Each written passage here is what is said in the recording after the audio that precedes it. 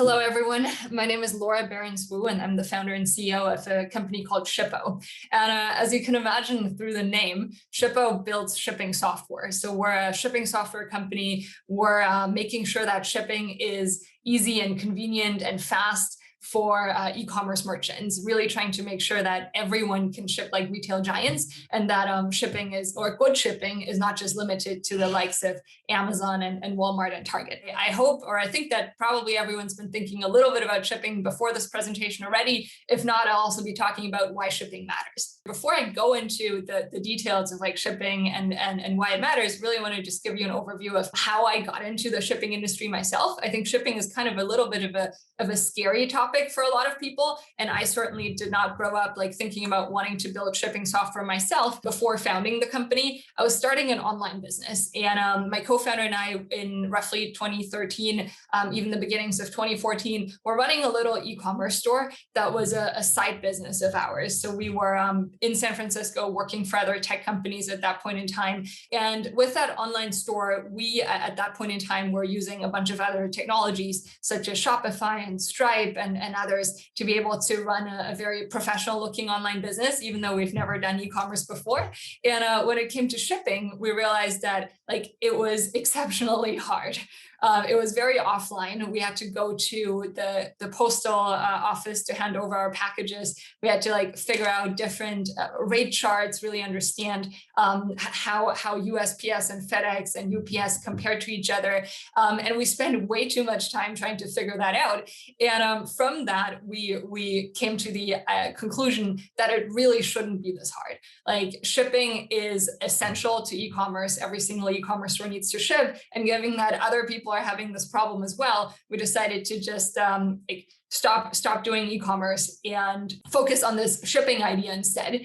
And that was at the beginning of maybe 2014, decided to double down on that. And I think one of the advisors, mentors along the way, he's always like told me that build something that's a painkiller, not a vitamin. And we've realized that shipping is just a giant pain point for everyone trying to do e-commerce. It's a must-have for e-commerce, and then the stakes are getting higher and higher. So that's what we've been up to in the last 5 to 6 years now. And a little bit more about Shippo as a company. So we've so far shipped roughly 12 billion in worth in products, and we have more than 100,000 customers that are using the platform day to day to ship out their packages. And then in terms of people working with us, we have at this point more than 150 Shippos working full time on building shipping software. So a lot of people are trying to solve this problem. And I have one quote or one article I read on the internet that I really enjoyed, and it's like a fun way to think about like companies like ours. And the quote is, when a company chooses to plug in a third-party API, and by API, they just mean technology, it's essentially deciding to hire that entire company to handle that function within its business. So the way you guys can think about Shippo is that Shippo is basically your shipping team. You don't have to have a shipping team in-house because we have more than 150 people thinking about shipping full-time. And we're making sure that you guys are just able to access our solution and able to do it with minimal overhead possible. Then in terms of like our customers, like we really have a wide variety of customers. What they all have in common is that they're running online businesses. And then as part of running their online business, they need to figure out a way to ship because customers are no longer coming to them to pick up the products. They don't have any physical storefronts and customers can't stop by to pick up the items. They're running fully direct to consumer online businesses where they're shipping items out of a warehouse to the customer. And it's a wide variety, like starting from, I don't know, soap to socks to flour to cookies to coffee, really a wide variety of products. And I think that's really also the beauty of shipping. Like almost anything can be shipped these days. You don't have to set up a physical storefront to reach your customers. So the upfront investment is significantly lower. And then I think the other thing that our merchants have in common is that they're really not shipping experts. Like there are people who are really good at making coffee, roasting coffee beans. There are people who are really good at making handmade soap or knitting sweaters or making flour. And they're really good at their trade, but not really excited about figuring out how to ship. And I have a few customer examples to just like start putting ourselves in the customer's shoes and to show off like the variety of customers that we have. One of our customers apparently is an ex-Backstreet Boy. And it's I'm personally more of an NSYNC person, so I don't know the Backstreet Boys as well. But he's a former Backstreet Boy, started a nail polish company inspired by his kids, and I think it's just an awesome example of like he has his audience, has a reach, is able to reach a lot of fans, and is selling nail polish and does not need to think about shipping at all because he's just able to plug into the Shippo product and start shipping there. One of our other customers called Aesop, making fancy soap. Again, one of these companies that's like doing one thing and one thing only. They're just focused on making soap, and that's what they're really, really good at. And shipping is necessary, but kind of a backthought or an afterthought for them.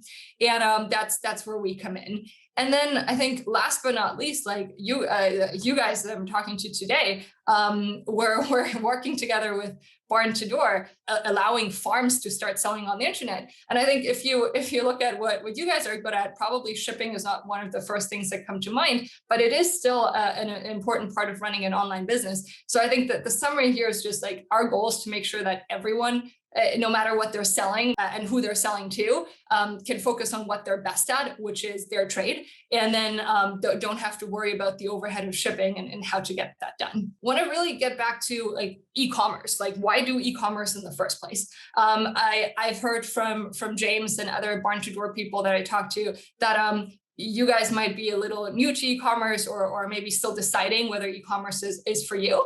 The interesting part here is like we're all aware e-commerce is skyrocketing, and it's been growing year over year for a number of years now.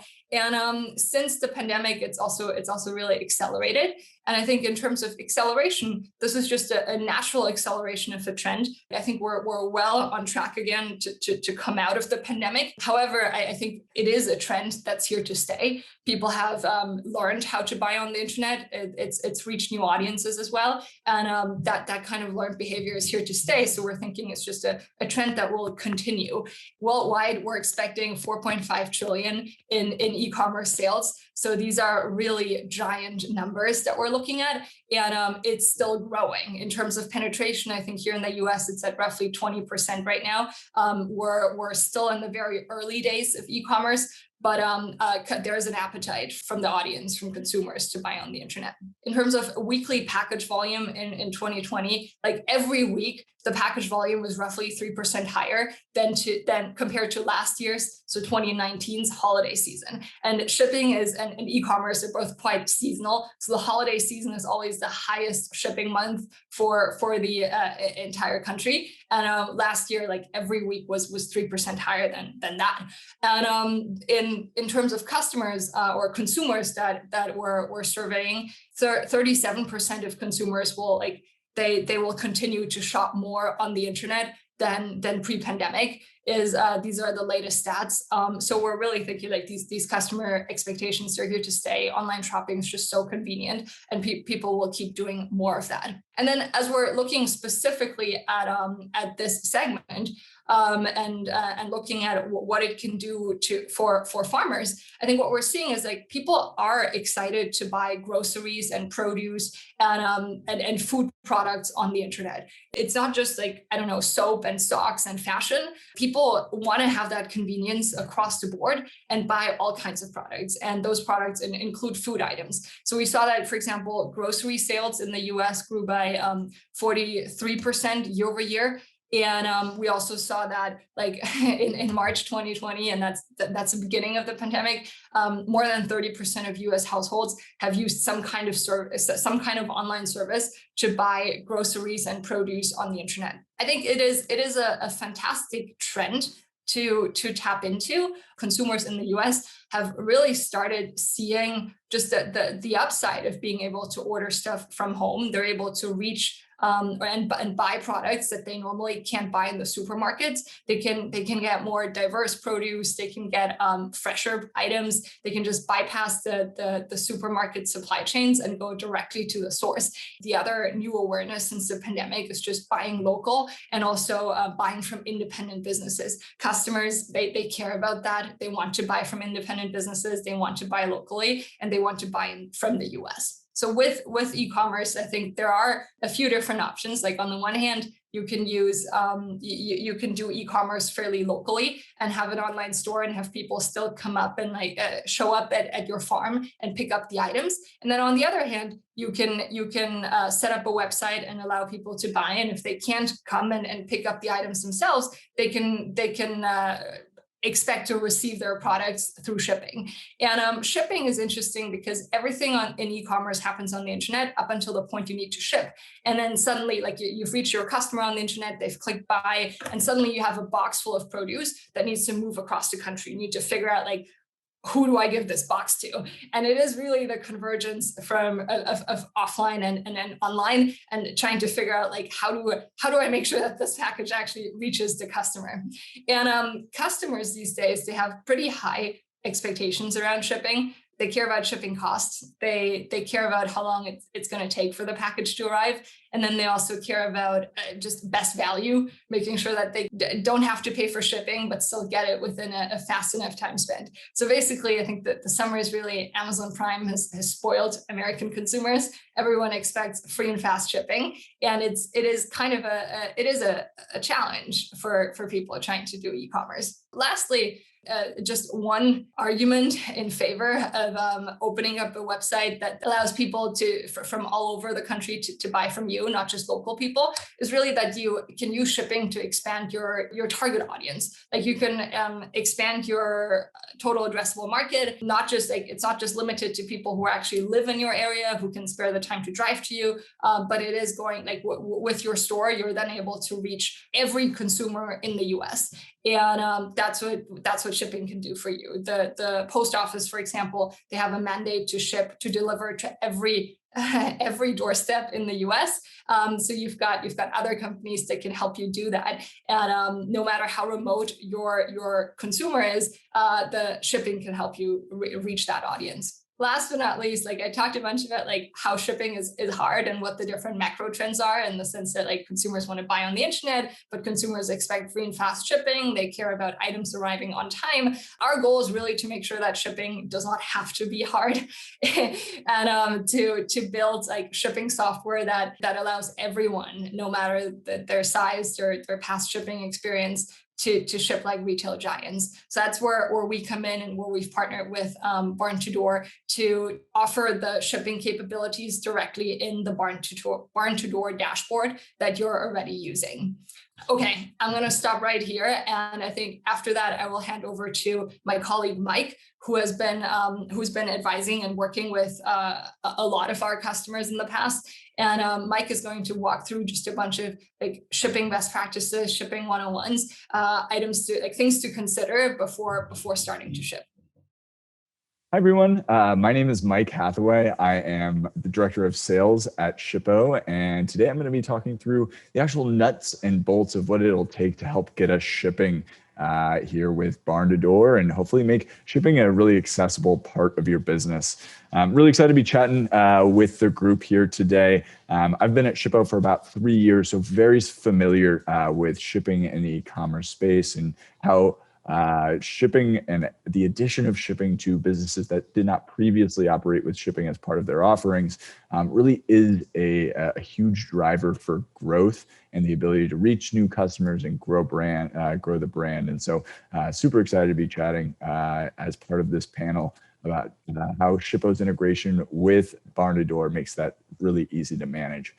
Also feel a particular connection to this group, as I grew up helping my family manage their own CSA. And so certainly as their business developed and they started offering shipping, I was definitely a big part of our family conversations for a long time. So hopefully some of these things, some of that is a crossover to today's conversation. We're generally going to be talking about whether or not shipping makes sense for your products or businesses and how to really make that decision. What considerations to take into account when adding shipping to your pricing model, the benefits of potentially managing a subscription aspect of your business that flows through shipping as well. And finally, how to start this process, how to start exploring adding shipping to your business. First things first, we have to make sure it makes sense for your business to actually be shipping. So what do we talk about and what factors do we weigh when we're making that decision? And generally it breaks down into three categories. One, do you have geographic uniqueness?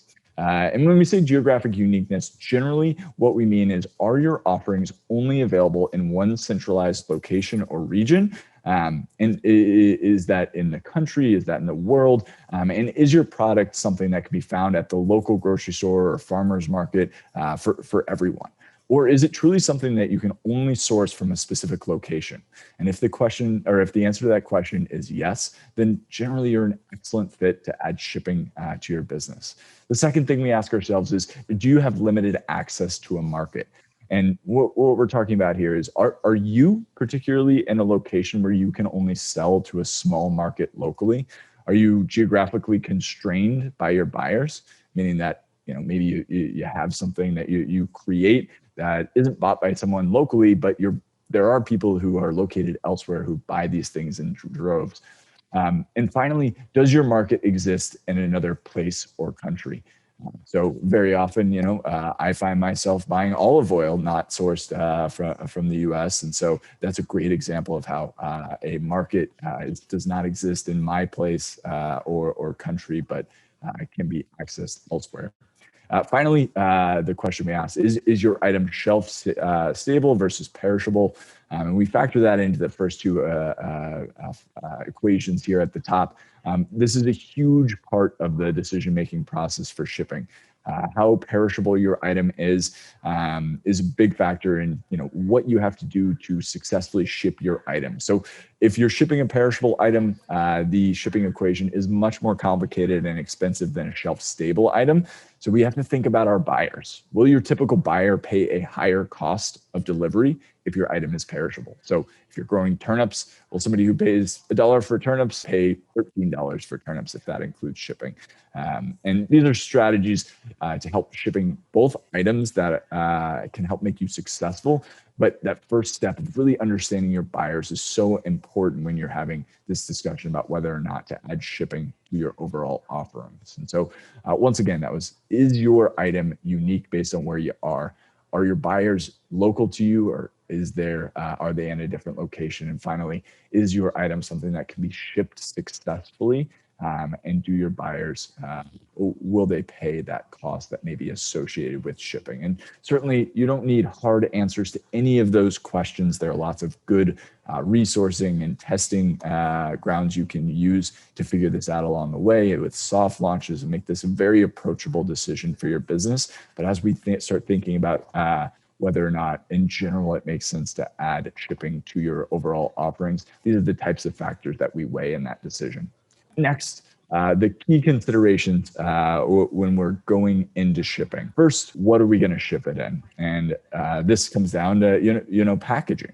There's so many different offerings for packaging today, and many carriers will accept basically anything that's in a box. And so whether it's creating your own custom packaging, whether it's sending it out in a poly mailer bag, or working with a carrier directly like USPS or UPS to have them provide packaging to you. These are all fantastic options. And so exploring that universe, deciding what you want that experience to look like or what makes sense for you financially is really one of the biggest decisions that you make as you're considering shipping. And certainly there are ways to scale. If you want to start with free options provided by the carriers and then move to custom packaging down the line, it's a very popular strategy, and happy to dive a little bit deeper into that as we move through the conversation today. Second, keeping things cold. If your item is perishable and needs to be cold, there are a lot of different options for keeping those items cold. So The first question you have to answer is, how cold does your item need to be? And, how long is it going to be in transit? And so as you answer those two questions, where you can make a decision between using things like dry ice or gel packs to make sure that item is truly cold. And as you start exploring those options from packaging providers, whether that's Uline or a number of other sources, there are just a lot of different customizable options to keep your items cold in transit. One general rule of thumb is trying to use the strategy or item and make that item as light as possible. The factors that influence the cost associated with shipping are generally the weight, the size of the package, and the distance it's traveling. And so if we can do what we can from a packaging and cold perspective to keep that package light and small, it'll go a long way to limiting that overall shipping cost. Finally, the last thing we need to answer is kind of that ground versus expedited question is, does this product need to get there tomorrow? Does it need to get there tomorrow morning? Can it be in transit for a day or 2 days? How long is your item good for after shipping it? And I have customers who test this out by leaving things on their counter or packaging it themselves and opening it at various times to test the quality of the item still. I think most businesses who I speak with who are at this kind of pivot point of adding shipping to their offerings already know the answer to this question. They know how long their item's good for. And then it's about working backwards into what is the right shipping method for me to use if I know my item is only good for 12 hours if it's not kept cold, or it needs to be cold for the entire time in transit. Do I need it to get there within 12 hours? And so these are easy questions you can start to address as you consider shipping as part of your offerings with Barn to Door.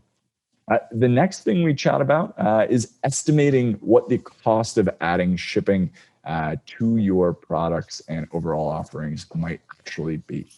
And the important thing to remember here is that everything has a cost, whether that's that packaging, whether it's the time you spend assembling and packaging those parcels, whether it's the shipping cost, the actual postage that you'll pay to get that item there in the transit time promised. And then, of course, loss rates. Typical package loss rates are anywhere from 2 to 4%. So factoring that into your overall cost structure is incredibly important. A lot of this can be figured out along the way. But certainly as you do purchase your first set of packaging, as you think about how long it takes you to package those items, as you're plugging in that first dimension and weight to get your shipping rate, these are all things that you can factor into, if I sell my item for $1 in person, should that item be better priced online at $1.20 to factor in some of my time and costs associated with even offering shipping, even before I add in that shipping rate or the quote for shipping that item?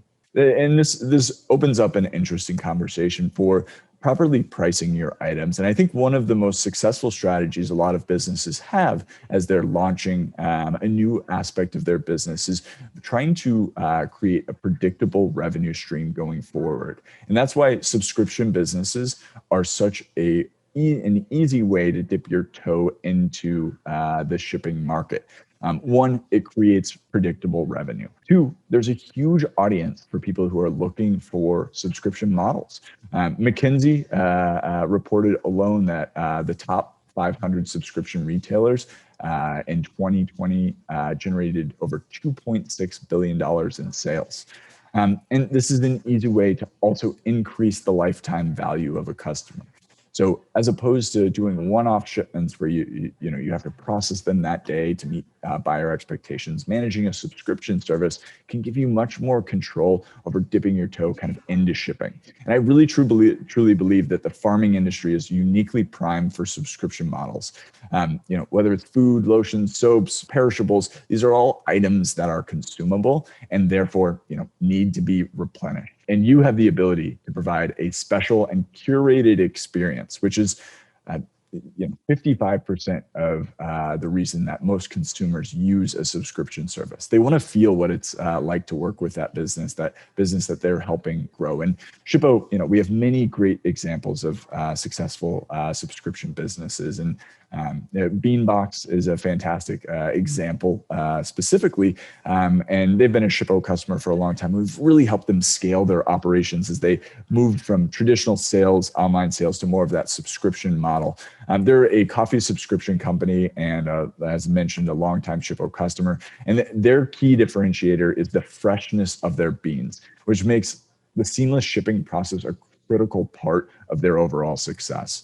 And after Beanbox kind of grew so much in their first couple of years using Shippo, they actually 10 times their growth over a 2-year period. They really needed a shipping solution that would help them keep up with the increases in their orders and process those shipments faster.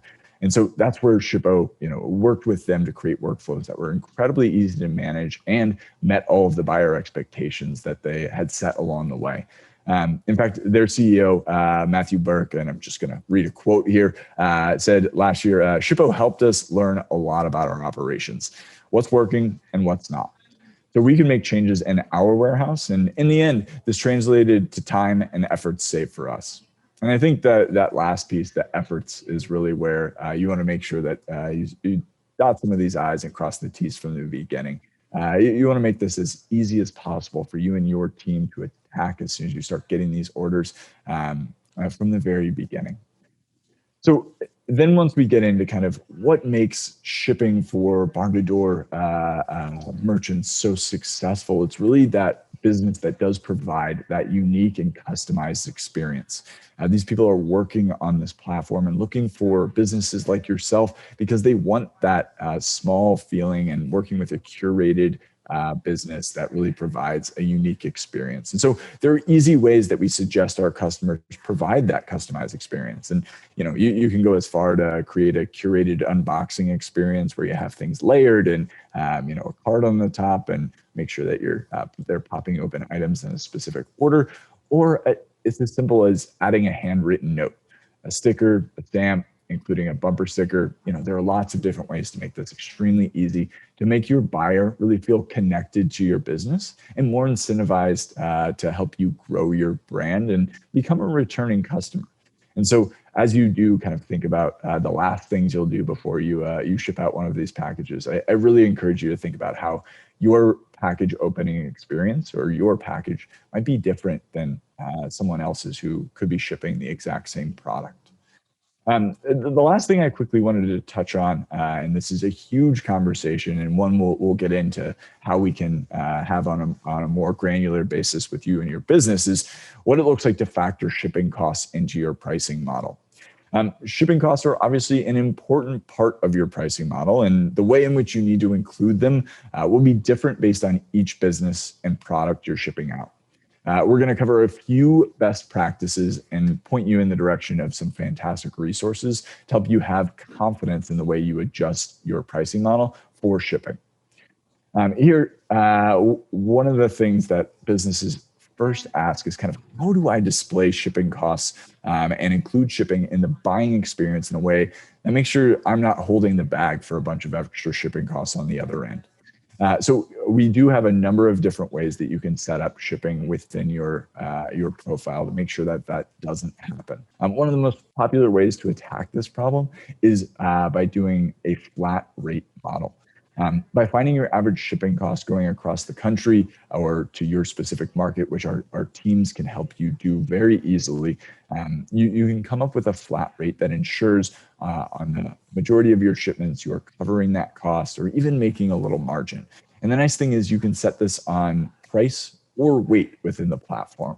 And so where that breaks down is kind of if somebody spends $50, you charge them $10 for shipping. If they spend $100, you charge them $5 or vice versa. And maybe you offer free shipping at a certain threshold that they spend with you. So lots of businesses will include a portion of their shipping costs in the actual item cost, so that if a buyer purchases a number of items and they cross a specific threshold, like $100, they know that they've baked enough of those costs into the actual cost of their items so that they can offer free shipping and really encourage people to add more items to their cart and make that shipping free. Amazon, as Laura mentioned, has set a ton of expectations around this, and there are easy things you can do to add these levers within your buying experience that make buyers more likely to purchase from you or purchase more from you and purchase from you again. And then the last point here is ensure that you cover your costs. So this requires homework up front and practice and leaning on resources and working with a partner that has experience doing this in the past. But essentially, when you start down this path, you want to know when you're shipping your item, what's that box and total item weigh?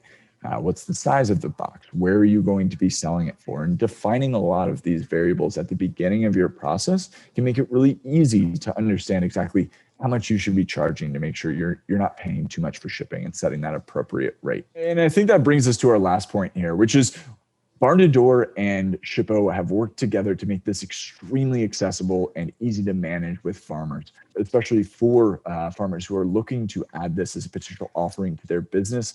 We've worked together over the last year to make sure we've expanded our partnership. And that means a lot of knowledge sharing. What's worked, what hasn't worked? How can we make this a successful part of every business that we work with? What can we do from the beginning? Events like these to make sure that these farmers are successful as they come on board. And then more guidance and best practices. So as we're actually setting this up, what resourcing do we provide and how can we communicate that in a way that makes it easy to make decisions for you and give you all the tools that you need to be successful? And finally, more improvements. Barn to Door has put a tremendous amount of work to make their workflow for creating shipping labels and managing shipments extremely easy for farmers. This is something that we're incredibly excited to continue to see development on, but it's one of the strongest parts of Shippo and Barn to Door's partnership. And finally, we work together to help improve this experience for you, the farmer. But more importantly, we provide resourcing as with your account manager who can walk you through these steps to start shipping. So I would encourage you to reach out, have the conversation about what it means to add shipping, explore the resources and see how easy it is to actually add shipping to your business, because it truly can expand a number of buying opportunities, give you a recurring revenue stream through a subscription model that makes it really easy to model out where you continue to grow your business in other ways. And then finally, talk to somebody who can show you exactly what it means to be successful shipping. Your account managers are incredibly well-versed in what it means to manage a successful farming business by adding a shipping aspect to the overall offering. And so these are things that they can give you examples on what that testing, what that rollout, what the final picking and packing and shipping process should look like so that you know from the very beginning you're doing things the right way.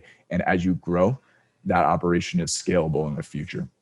So that's it for our time today. Once again, I really enjoyed the opportunity to be able to speak to you folks in general. This is absolutely something I've been looking forward to all week. And certainly as you do explore this a little bit further, feel free to reach out if you do have any questions. This is something, we do live, eat, breathe all the time.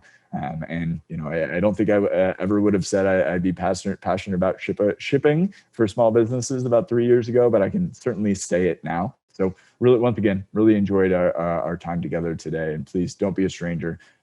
Lean on us if there's anything we can do to help you explore this process a little bit easier with your business. Thanks so much.